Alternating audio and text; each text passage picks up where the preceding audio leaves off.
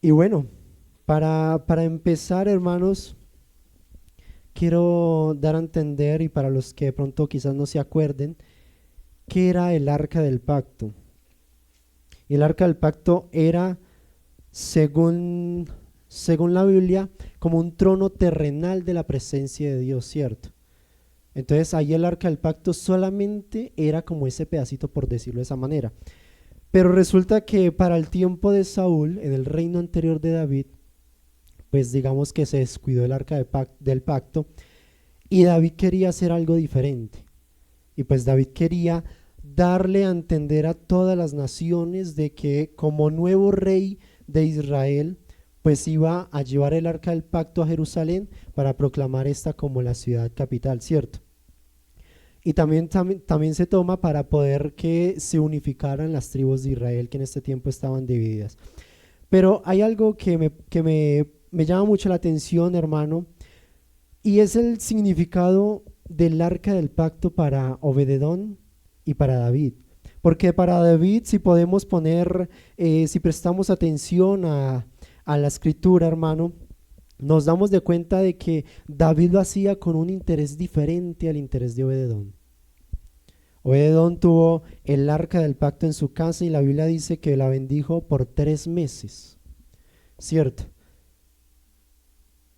Porque Obededón sabía, hermano, que el arca del pacto no era cualquier cosa por ahí. Y algo que me parece curioso es cómo David temió en su corazón llevar el arca de pacto a la ciudad, a su ciudad, por lo que pasó con Usa.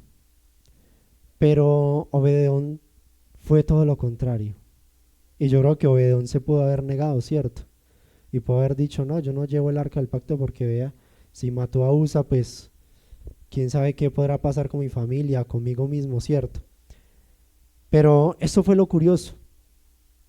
Y vea que si nos ponemos a detallar, y yo escuchaba prédicas sobre esto, sobre el arca del pacto y cuánto tiempo estuvo ahí en la casa de Obededón, y nos ponemos a analizar, Obededón era, según algunos textos bíblicos o según algunos registros bíblicos, era un levita. Y el arca del pacto solamente podía ser servida por levitas, ¿cierto? No podía ser servida por más. Por eso cuando Usa toca el arca, pues no es castigado a manera mal, por decirlo de esa manera, sino que es por toda la presencia o por todo el poder de Dios que hay en el arca, ¿cierto?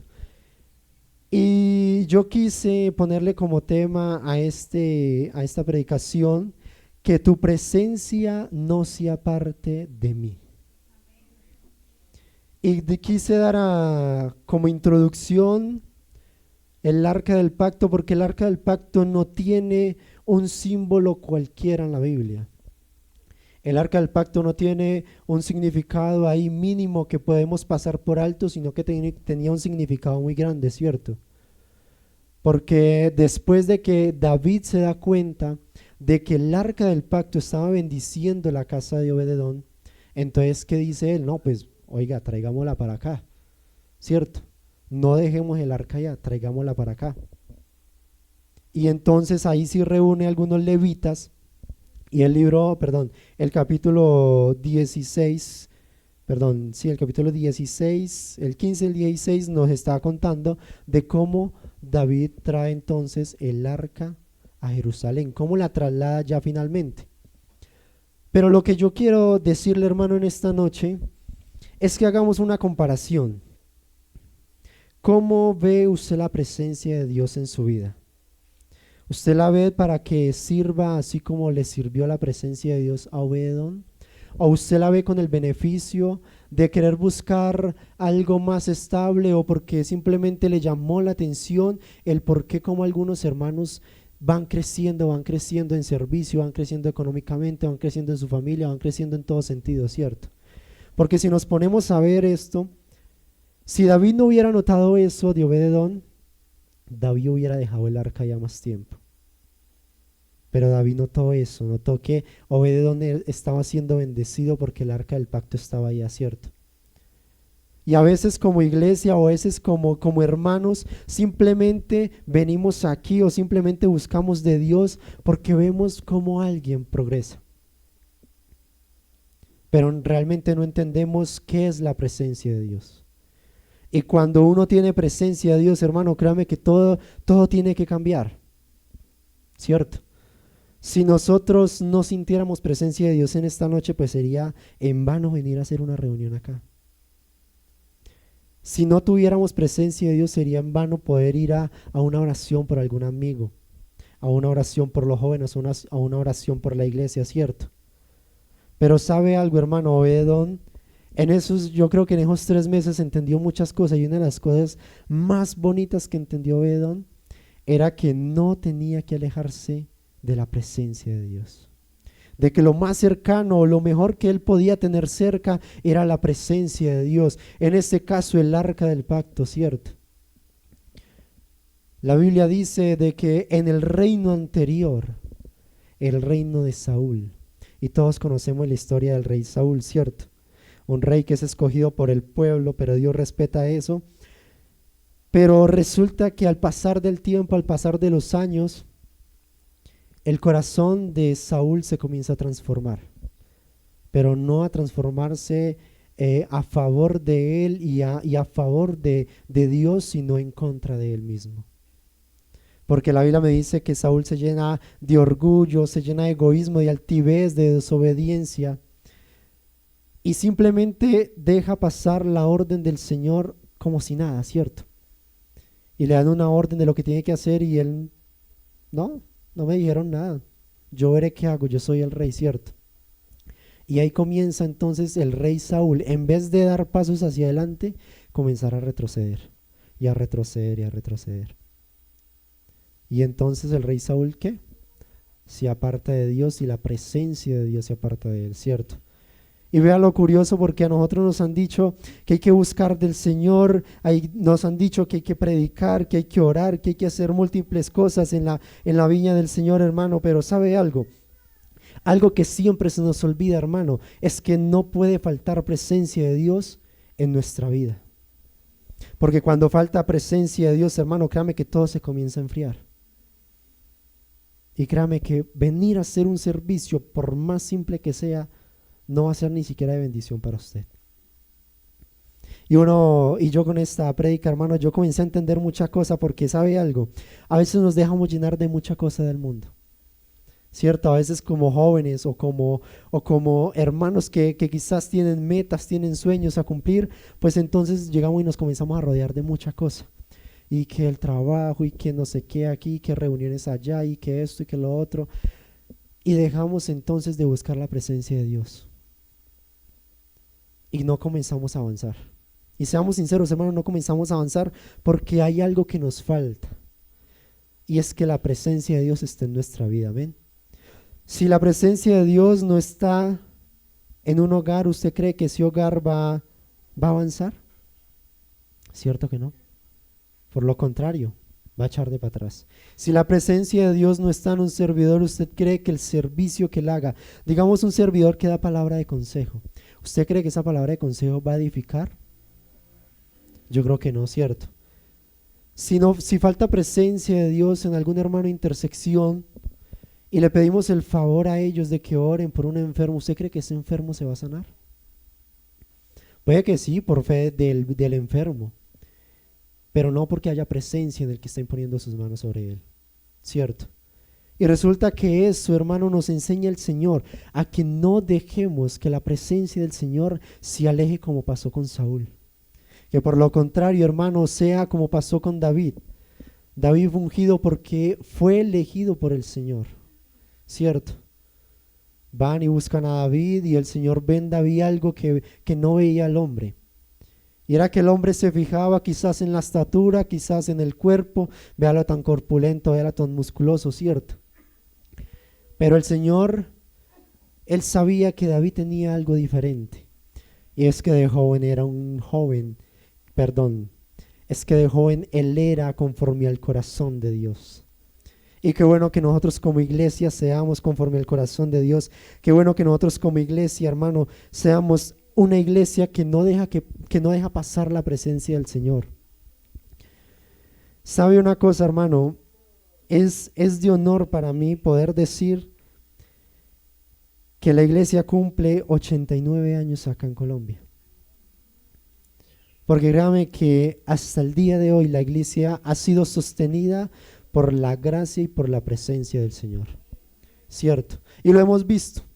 Si nos ponemos a hablar de milagros, la Biblia nos cuenta muchos. Y si habláramos de milagros, yo creo que más de uno de acá nosotros, pues podría testificar de algo. Milagros como los que más se han visto y creo que de verdad han tocado mucho mi corazón, lo que pasó en Cali y lo que pasó en Medellín, allí en la convención. ¿Cierto? A mí me sorprende, pero me alegraba mucho ver las redes sociales cómo estaban inundadas de eso. Y los pentecostales, y la IPOC, y que no sé qué, y que no sé cuántas. Y entonces ahí entendemos de que es una iglesia que está movida por el Señor, amén. De que es una iglesia que cuando está firme buscando presencia del Señor, entonces el enemigo no va a poder atacarla, ¿cierto? Y deberíamos ser como Obed-Edom y disfrutar, hermanos. No disfrutar porque vengamos solamente a un culto, no. Disfrutar de la presencia de Dios porque el lunes, el martes, el miércoles, todos los días de la semana el Señor ha estado ahí fiel, el Señor nos ha bendecido, el Señor ha estado ahí. Vea el sustento, hijo mío, vea tal cosa porque a usted no le falta nada, que usted necesita esto, vea, ahí está, ¿cierto? Pero a veces nosotros decimos, no, yo quiero ir a la iglesia, yo quiero buscar de Dios porque me falta esto y lo hacemos por necesidad. Y buscar a Dios no es necesario buscarle por necesidad. El buscar de Dios es porque Dios entregó su vida en la cruz del Calvario, hermano. Sin importarle si usted estaba lleno de pecados.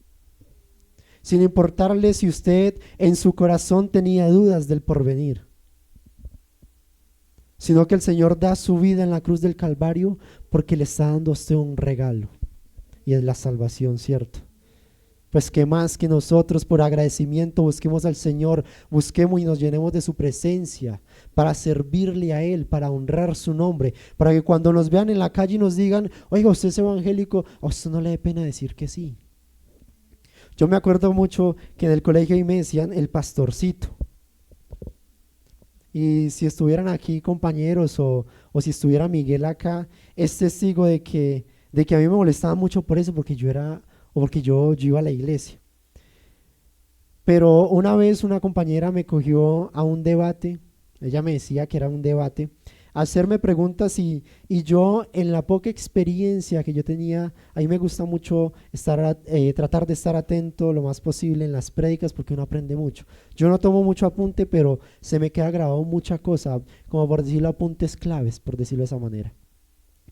Y yo de pequeño escuchaba y me ponía a ver videos y todo, y yo iba respondiendo. Habían cosas que me corchaban porque uno no es sabio de totalidad, ¿cierto? Y la Biblia tiene muchas maneras de uno entender. Pero me daba cuenta cómo el Señor, cuando uno realmente lo busca a Él de corazón, el Señor a uno no lo deja en ridículo. Y a mí mi familia, a mí mis primas me cogen y me hacen preguntas y yo por gracia del Señor respondo a cada una, pero de manera bíblica, no a mi concepto, sino que trato de que todo sea usado en la Biblia. Porque realmente cuando buscamos presencia de Dios, cuando tratamos de que la presencia de Dios no se aleje de nosotros, entonces en cosas mínimas usted tiene gracia. En cosas mínimas usted está respaldado por Dios, ¿cierto? Y ahí me gustó mucho el aprender del arca del pacto, porque simplemente no es un objeto más, porque no es algo simplemente en el que Dios tenía presencia y poder allí y listo, sino porque es que a medida que nosotros vamos conectando el arca del pacto en todo lo que tiene que ver con la Biblia, nos vamos dando cuenta de muchas cosas que el Señor hace tan hermosas. Que si conocemos cómo era la presencia del Señor en el Antiguo Testamento, podemos entender de que para ese tiempo ni usted ni yo podíamos estar delante de la presencia del Señor. Porque era una sola persona, el que tenía el honor de presentarse delante de Dios. Y me parece curioso porque el Señor simplemente da como un permiso a alguien. y le da indicaciones y le da bendición y él simplemente ya se encarga de repartir cuando eso los profetas, ¿cierto? Pero el Señor en el Nuevo Testamento tiene que hacer algo diferente. Y en el Antiguo Testamento entendemos de que uno solo podía acercarse, pero en el Nuevo Testamento estamos usted y yo. Porque en el Nuevo Testamento usted y yo nos podemos acercar a la presencia de Dios. Pero aquí lo charro es que el Señor nos permite eso y como que no queremos aceptarlo. ¿Cierto? El Señor nos permite poder buscar de Él, poder venirnos a prostrarnos delante de la presencia, poder llegar y buscar en nuestro lugar secreto y es como si nada. Hacemos como si no hubiéramos escuchado nada, como si no tuviéramos entendimiento con el Señor, ¿cierto? Y mi pregunta es, ¿realmente cree usted que es de bendición usted dejar que la presencia de Dios no esté en su vida? ¿Realmente usted cree que usted va a ir creciendo? Y hermano, no veamos el Evangelio como algo de interés a manera personal. No veamos el Evangelio como simplemente decir, no, yo voy a ser evangélico o voy a creer en el Evangelio porque necesito plata, porque necesito salud, porque necesito trabajo. No, sino que creamos en el Evangelio porque es poder de Dios para salvación. Amén. Porque el Señor nos dice a nosotros, y recibiréis poder de Dios, o recibiréis poder cuando haya venido sobre vosotros, ¿qué? El Espíritu Santo, ¿cierto? O sea que entonces estar cerca de la presencia, tener presencia de Dios en nosotros, ¿qué? Nos da poder, ¿cierto? Yo tengo un testimonio de un primo, mi primo Brian, y yo admiro mucho a ese muchacho, 23 años igual que mi persona. Bueno, algunos creen que tengo 30, pero no, tengo 23. No tengo ni la cédula acá, lástima. Bueno, 23 años, hermano. Pero ¿sabe algo? Tiene unos testimonios de cómo cuando él se acerca a la presencia de Dios, todo cambia. A mí, vea, hermanos, de verdad, yo admiro algo de él y es que él con poder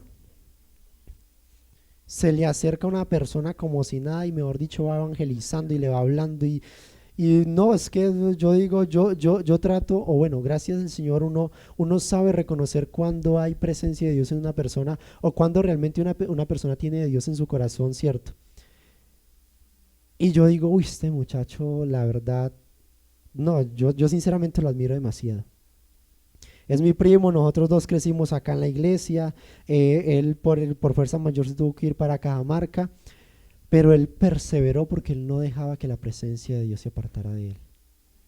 ¿Cierto? Y yo me ponía a ver esta prédica, sacando esta prédica, hermano, y el Señor habla mucho a mi corazón. Porque para los que me conocen, en un tiempo yo estaba acá juicioso, sirviéndole al Señor, pero simplemente me dejé llevar de cosas por el mundo y dejé llenar mi corazón de cosas del mundo. Y como si nada, yo fui dejando al Señor. Y me parecía normal. Y estaba trabajando y no tenía tiempo para venir a la iglesia y los domingos me daba pereza madrugar para venir acá y si mucho pues venía 1 o 2 cultos al mes y eso que era mucho y comenzó el enemigo entonces a hacer eso y me comenzó a apartar de Dios y entonces presencia de Dios se comenzó a apartar de mí. Pero qué bueno es que nosotros en nuestro corazón, en nuestra mente, en nuestro ser entendamos de que cuando nosotros ya hemos estado acá, hermano, el mundo no nos hace falta para nada. ¿Qué hay en el mundo que le beneficie a usted? Pero si yo le pregunto, ¿qué hay en Dios que le beneficie a usted?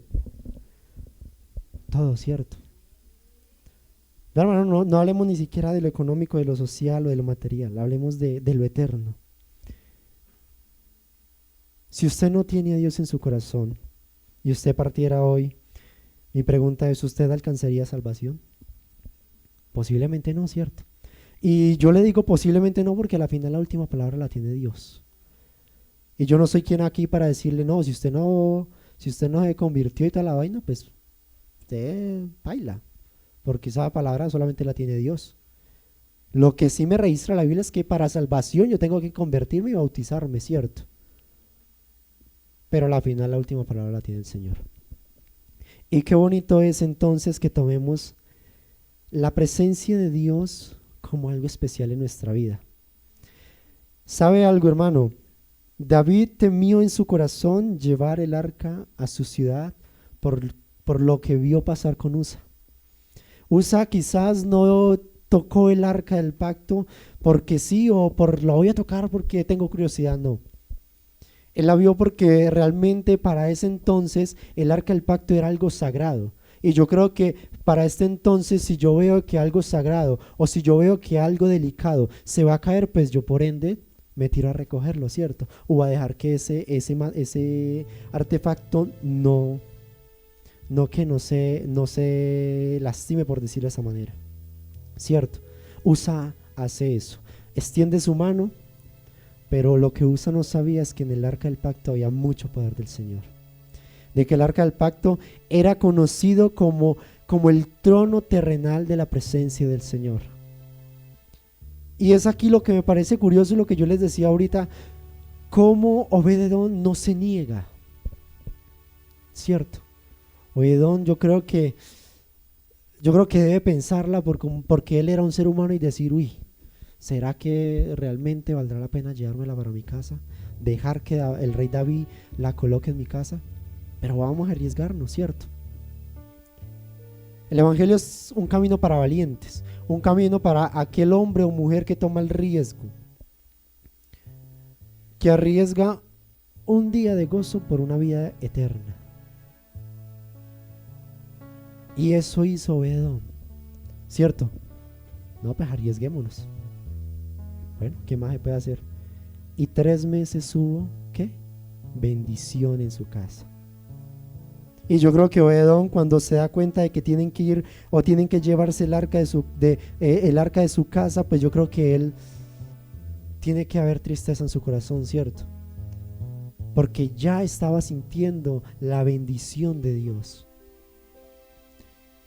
Y yo le digo una cosa, hermano, ¿cree usted que no debe haber tristeza en nuestro corazón si sentimos que la presencia de Dios se aparta de nosotros? Yo creería que sí, ¿cierto? Porque algo especial, hermano, de venir a estos cultos no es simplemente venir a cantar coros, no es escuchar una palabra acá en el altar, no es ver a los hermanos. Lo especial que hace de venirnos a congregar en esta noche es que nosotros en nuestro corazón podamos sentir presencia del Señor. Y que nosotros podamos decir, una vez más tengo la oportunidad de no dejar que la presencia de Dios sea parte de mí. Y yo le pregunto en esta noche, hermano, ¿usted quiere que la presencia de Dios sea parte de su corazón, sea parte de su vida? Yo creo que para los que estamos acá la respuesta sería no, ¿cierto? Porque para los que estamos viviendo este evangelio, hermano, a pesar de que hay aflicciones, a pesar de que hay lucha, el Señor está ahí, ¿cierto? Y vea lo bonito, hermano, de cuando hay presencia del Señor en nuestra vida, es que la Biblia nuevamente nos registra muchas son las aflicciones del justo, pero de todas ellas lo librará Jehová. Y ahí entendemos entonces de que cuando hacemos como hizo David, acerquémonos a Dios, porque David cometió pecados, hermano, pero David en su corazón no estuvo nunca a apartarse de Dios. Porque si hubiera sido así, hermano, créame que David simplemente deja todo a un lado. Pero David entendía de que al Señor no le interesa si usted es pecador o no. Al Señor no le interesa si usted, mejor dicho, tiene problemas y está hasta el tope de dificultades. Al Señor le interesa es que usted haga como David, acérquese más a Dios, ¿cierto? Seamos como David, acerquémonos más a Dios, busquemos más de Dios, porque la corona que tenemos ahora, el Señor nos la ha dado, pero la Biblia dice que en cualquier momento puede ser quitada. Pero qué bonito es poder decirle al Señor o poder llegar hasta el final, y cuando el Señor nos llame a lista, entonces decir con orgullo, aquí estoy, Señor, ¿cierto? De que el Señor nos corone y que juntos con los ángeles, hermanos, podamos reunirnos y adorar el santo nombre del Señor. De que tengamos en nuestro corazón, hermano, esa plenitud de que en algún momento le veremos cara a cara y veremos todo el resplandor de la gracia del Señor. Y que todo lo que narra la Biblia de lo cuán hermoso era el Señor, entonces nosotros podamos decir, oiga, era cierto. Cierto. Yo creo que eso para nosotros como hijos de Dios es el mayor anhelo. Ni siquiera lo terrenal. Todo esto pasa, hermano. Todo esto que usted ve hoy pasa. La moda, la tecnología, la vanidad, todo eso pasa. Pero realmente, ¿qué quiere usted? ¿Ser como Saúl y simplemente dejar que la presencia de Dios sea parte de su vida? ¿O ser como David? ¿Ser como Moisés que dice, Señor, si tu presencia conmigo no va, no me saques de aquí? Porque era otro personaje que entendía que era la presencia del Señor. Es fácil para nosotros entender que es presencia de Dios, ¿cierto? Es fácil para nosotros entender qué me conviene más. Simplemente hacer la presencia de Dios a un lado o tenerla como mi amiga. O tenerla aquí al lado mío, tener al Señor abrazándome. Poder uno llegar y con plenitud, con gozo, uno buscar del Señor. Muchas veces nosotros pensamos que nos equivocamos y le fallamos al Señor y pensamos de que Él simplemente nos aísla de su presencia. Pero resulta que no. El Señor hace todo lo contrario. Si usted le falla al Señor, el Señor con más amor llega y venga, yo lo levanto. Y hágale porque yo no lo voy a soltar. ¿Cierto? Y realmente eso es lo que nosotros tenemos que hacer, hermano. La Iglesia Pentecostal Unida de Colombia ya llegó a los 89 años acá en Colombia. Y ha sido una bendición del Señor, de verdad que sí. Poder uno decir con gozo, con alegría en nuestros corazones, oiga, yo pertenezco a la IPUC. Pero más gozo es poder decir, yo creo en este evangelio. Porque hasta el día de hoy el Señor nos ha mantenido a cada uno de nosotros de pie. Póngase en pie, hermano, vamos a hacer una oración. Y de verdad que buscar del Señor no se hace como algo más, o no dejemos que sea como algo más. Han habido ya muchas personas que han salido a decir de que la iglesia pentecostal está predicando una falsa doctrina por muchas cosas que quizás lastimosamente hay pastores que parece que no tuvieran revelación de Dios, ¿cierto? Porque se equivocan y dicen cosas pues que quizás otros las malentienden. Pero yo le digo una cosa: si realmente esta iglesia predicara una doctrina falsa, una doctrina equivocada, pues entonces yo creo que no llegaríamos a los 89 años. Pero yo creo que hemos llegado es porque nosotros predicamos lo que la Biblia enseña, lo que el Señor en su momento dejó por escrito acá. Y yo quiero que usted crea conmigo en esta noche de que es mejor tener presencia de Dios en nuestra vida que estar lejos de Él. ¿Cierto? Vamos a orar, hermano, y no sé si quizás usted esté falto de presencia del Señor, o quizás usted esté dudando por acercarse a la presencia del Señor. Pero si usted tiene alguna de estas cosas, usted conoce su corazón y el Señor lo conoce también. Yo le digo con amor, hermano, acérquese al Señor, hable con Él, que el Señor le aconseje, porque es mejor estar un día en sus atrios que 1000 fuera de Él. Señor Jesús.